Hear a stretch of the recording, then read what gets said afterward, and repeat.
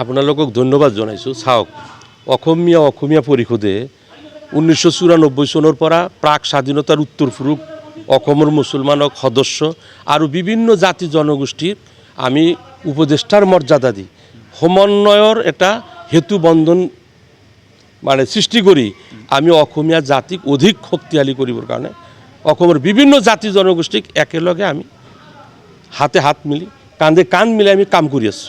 এনেস্থলত সংখ্যালঘু কৰে আইনুদ্দিন আহমেদে কৰে সংখ্যালঘু, তো সংখ্যালঘুৰ নামত কথা কত কিয় আকৌ তাক মিয়া জনগোষ্ঠীক মানে স্বীকৃতি দিব লাগে বা মিয়া জনগোষ্ঠীৰ মানে ৰাজ্য চৰকাৰে এইটো খিলঞ্জীয়াৰ মৰ্যাদা দিব লাগে, এইবিলাক কথা আইনুদ্দিন আহমেদে কোৱাটো তাৰ অধিকাৰ মই দেখা নাই।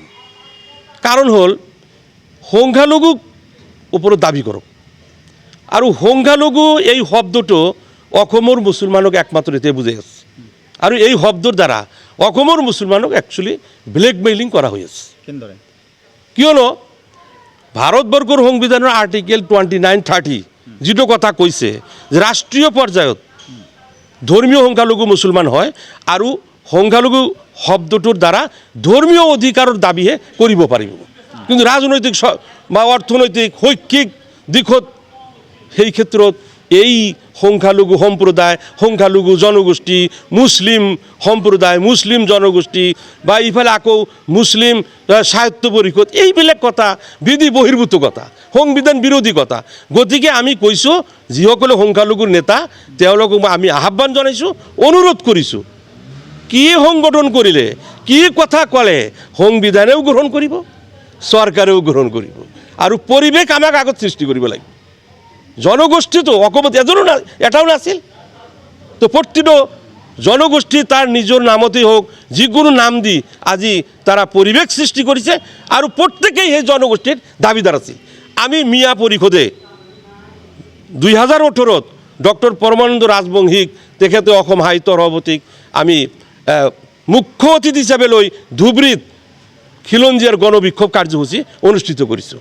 তাতেওতো আমি খিলঞ্জীয়াৰ কথাটো কৈছোঁ, আৰু এই মিয়াটো ক'ত আৰু বাংলাদেশীৰ ইয়াতে এওঁলোকৰ চিন আছে, এওঁলোকে ইতিহাস পঢ়িব লাগে যিসকলে এই কথা কৈ আছে, যেনেকৈ জিতু বৰা আৰু কি নাম কৰে এইটো শৃংখল চলিহা আদি কৰি যিসকলে এই কথাবিলাক গাই আছে, আচলতে তেওঁলোকে অসমীয়া জাতি সম্পৰ্কে জ্ঞানটো আহৰণ কৰিব লাগে। প্ৰথম অসমীয়া জাতি কেনেকৈ গঠন হৈছে সেই সম্পৰ্কে হয়তো এওঁলোকে নাজানে, যাৰ কাৰণে হয়তো ইমান তৰল আৰু উচ্ছৃংখল মন্তব্য কৰি আচলতে অসমীয়া জাতিক অধিক শক্তিশালী কৰিবৰ অনুকূল পৰিৱেশ সৃষ্টি কৰা নাই, এইটো মানে আৰু এইটো নিষেধ কৰাৰহে পৰিৱেশ সৃষ্টি কৰি আছে।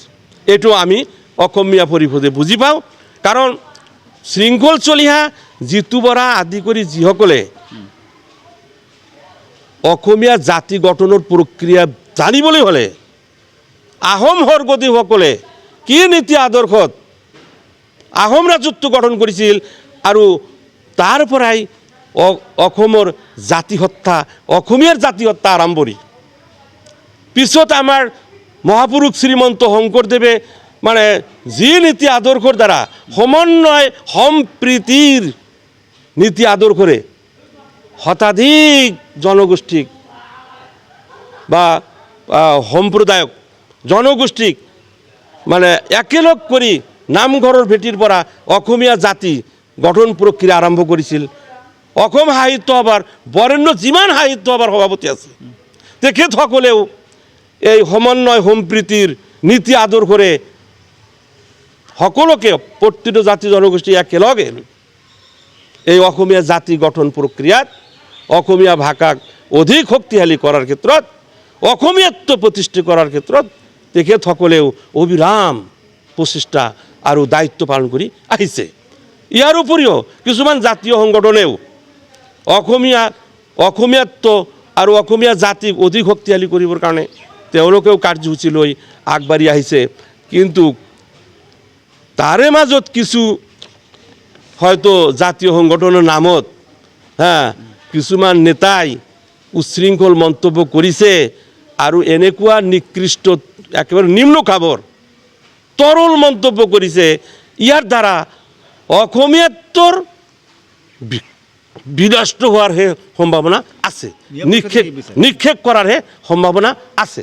তো গতিকে ইয়া অসমীয়া জাতিৰ কাৰণে দুৰ্ভাগ্যজনক। তা আমি এই ক্ষেত্ৰত ক'ব বিচাৰিছোঁ যে এওঁলোকে আমাৰ ইয়াতে আমাৰ যেনেকুৱা সকলোৰে শ্ৰদ্ধাৰ ব্যক্তি হোমেন বৰগোহাঁই ছাৰে তেখেতৰ বক্তব্যত অসমীয়া জাতি আৰু অসমীয়াত্ব সম্পৰ্কে এনেদৰে উল্লেখ কৰিছে, অসমীয়া জাতিয়ে আজি যি বিশাল আৰু শক্তিশালী ৰূপ ধাৰণ কৰিছে সেইটো কেতিয়াও সম্ভৱ নহ'লহেঁতেন যদিহে পূৰ্ববংগ মূলৰ এই নৱাগত জনগোষ্ঠীটোৱে স্বেচ্ছাই অসমীয়াত্বৰ অংশীদাৰ হ'বলৈ আগবাঢ়ি নাহিলহেঁতেন। অসম আৰু অসমীয়া জাতিৰ সুদীৰ্ঘ ইতিহাসত যিকেইটা যুগান্তকাৰী ঘটনা ঘটিছে সেইবোৰৰ ভিতৰত পূৰ্ববংগীয় মূলৰ এওঁলোকসকলৰ অসমীয়াকৰণ এটা প্ৰধান ঘটনা বুলি বিবেচিত হ'বৰ যোগ্য। ইয়াৰ উপৰিও আমাৰ বৰেণ্য সাহিত্যৰথী ৰসৰাজ লক্ষ্মীনাথ বেজবৰুৱাদেৱে অসমীয়া জাতিক সুৰক্ষিত ৰাখিবলৈ তেখেতৰ কবিতাত উল্লেখ কৰিছে, সকলোৱে কাম কৰা এক মনে পুৱাব তেতিয়া দুখৰ ৰাতি, নহ'লে কিন্তু অভিধান মেলি নাপাবা আৰু অসমীয়া জাতি। কি বুজাইছে? হু ইজ জিতু বৰুৱা, শৃংখল চলিয়া আৰু কোন কোন আছে এনেকুৱা উচ্ছৃংখল মন্তব্য কৰা, তেওঁলোকে অধ্যয়ন কৰক অসমীয়া জাতি সম্পৰ্কে।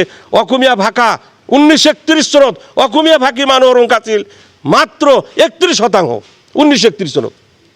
আৰু স্বেচ্ছাই এই মিয়াই অসমীয়া